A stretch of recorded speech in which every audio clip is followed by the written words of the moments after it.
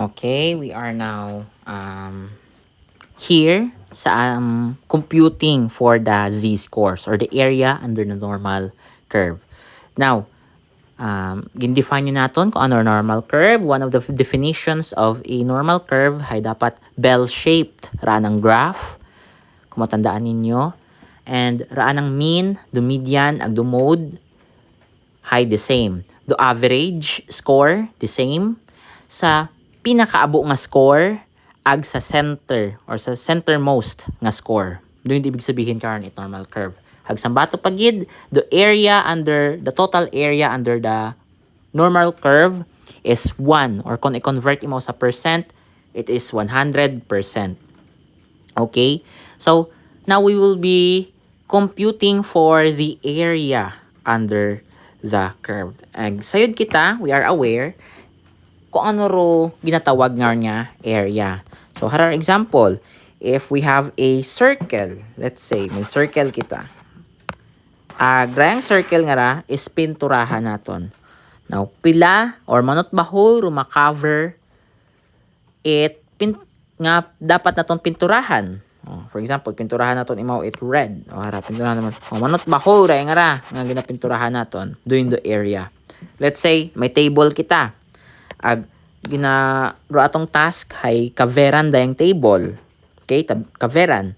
Now, manot baho nga tela or mantel datong pwede nga pangtabon sa raya nga table. So, ruin the area. Now, iya kita computing for the area under the curve. The area under the curve, ha? Ano ro area under the curve? So, let's say, harara aton nga graph. Kasi last sa PPT, may ginpakitain na nakon nga may graph.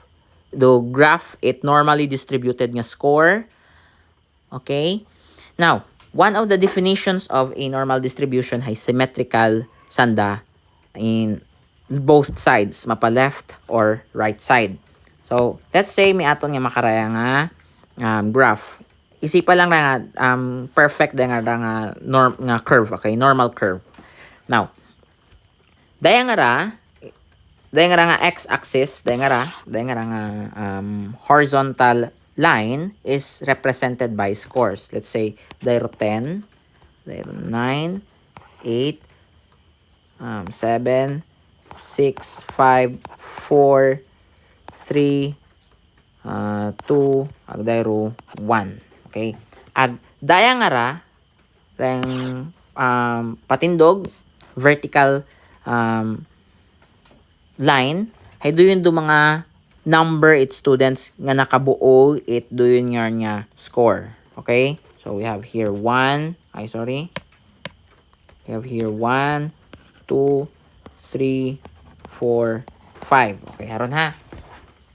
Now, kung tanawon naton, may ruler kita. Kunwari, the same sanda. Kung tanawon naton, daan na kar nga median is daya man nga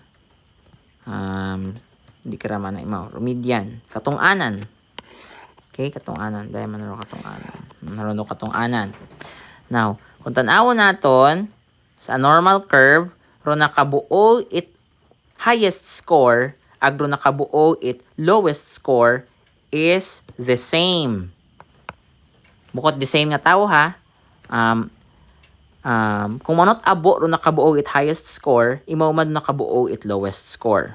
Kung pila ro nakabuo it 10, imaw man kaabo ro nakabuo it score nga 1. Sa sambato nga student nakabuo it 10, ag sambato man nakabuo it 1. Next, 2. So, 2 students ro nakabuo man na, let's say 8, ag 2 students ro nakabuo it 2. Sa 3 man ron 3. Tatlong students ro nakabuo it 7, ag tatlong students ro nakabuo it 4. Let's say makaroon man.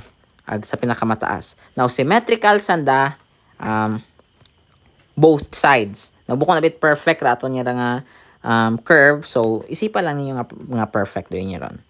So, i-erase ko na yun. Now, ginakutan na katon dayon karon, pilang percent sa overall students ro nakabuo it dayang score man na halimbawa or datong score man na halimbawa. So, pilang students o pilang percent ro nakabuo it 45 out of 100. Pilang students ro nakabuo it score nga 60 and below. Aron. Now, hara may atong problem. Taguan nato na yung ruler gon. Now, doon na lagyan anay. The formula in finding the z-score or the area under the curve is haron z is equals to x minus mu or mean divided by standard deviation, where dayang sign is equals to mean and dayang sign is equals to the standard deviation. Now, tandaan ninyo ray ha, this is important. Now, we have here a problem. Haron kita, di karon kita ga-solve. Karon ka mo mag-focus. Ag iyo na to magamit do z-table. Now, a score on an exam are normally distributed, meaning bell-shaped, with a mean of 30, and a standard deviation of 9.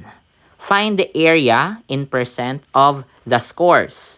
Letter A, less than 23. Or the scores less than 23. Pilang percent, okay? Pilang percent its students ro nakabuo its scores less than 23. Paalin doon i-solve. Okay, solve naton. Now, ano lang natin i-visually i-represent natin imo visually. Now, kung haraman na ro curve, okay, haraman na ro curve no, do ana nga mean ko no, ro katong anan ko no na ro mean aro average uli, mean, median, mode, ha? 30. So, raya nga is 30. Ginakuta na katon, pila ro nakabuo it 23 pababa. Now, kung dahil ratong mean, median, ag mode, kasi the same doon sa normal distribution, di ba?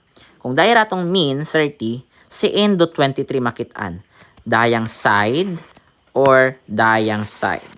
Di ba? Di kara imaw sa black nga ra. Sa black imaw. Di ka rin makita sa black. Kasi mas mababa mo sa mas mababa imaw sa 30. Let's say, di ka rin manaba ha. Di ka rin manaba nga side sa left. Ag di ka rin high scores sa right. Now, let's say, dayaro score nga 23. 23. Di ka rin imaw. 23. Haron, 23. Daya imaw. Okay? 23. Do area nga ato niya ginausoy, hay daya nga side, daya nga ra. Now, pilang percent imaw, it dayang bilog nga curve nga ra. Do 23 nga ron. Okay? Now, isolve naton. Dayro letter A. So, the formula for in finding the z-score is x minus mean divided by the standard deviation. So, z is equals to, ano ratong x? Ratong x hay 23. 23 minus atong mean nga 30 divided by raton nga standard deviation nga 9. Z is equals to 23 divided minus 30 is 7. Negative 7.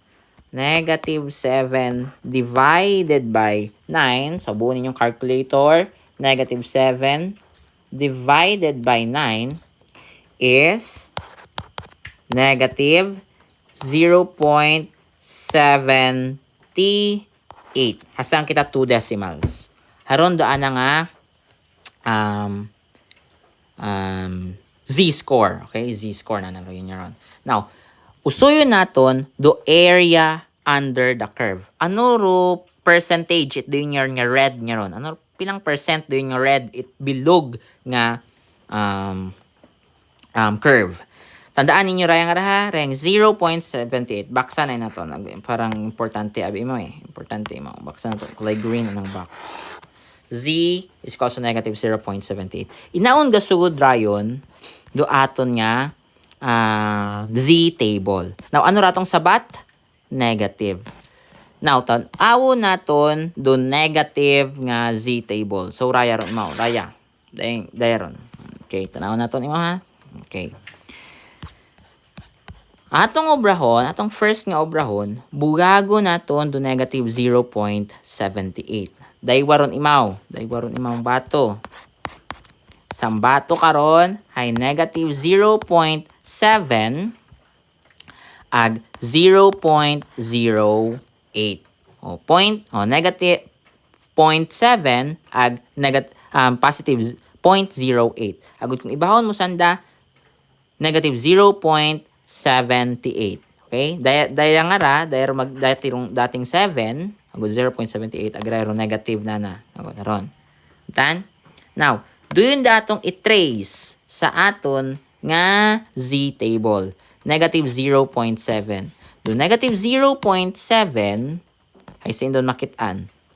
Hara imaw. Daya. Hara imaw. Ba? Negative 0.7. Hara imaw. 0.7.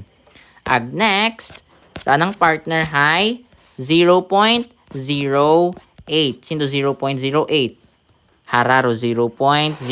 Hara. Daya. Okay. Do yun imaw. Daya imaw. Now, atong obrahon, tabuon sandang daywa. So, gagamit kita ruler sa raya nga example. Okay. So, aron do line. Agad makita niya ginaton.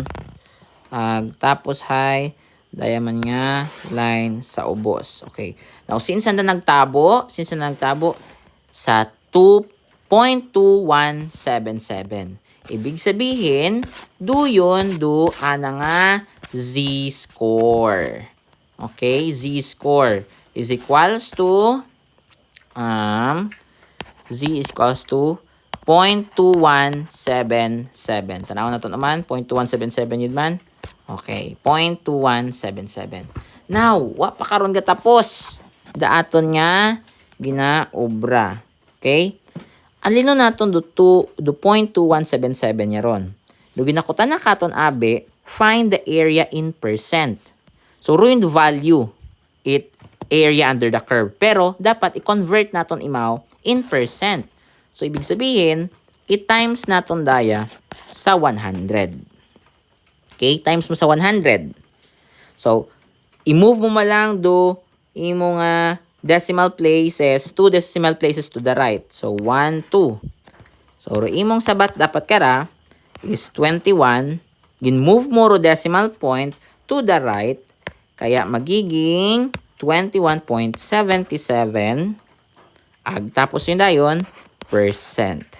Ibig sabihin, the scores 23 and below or less than 23 and below is 21.77% it overall nga scores.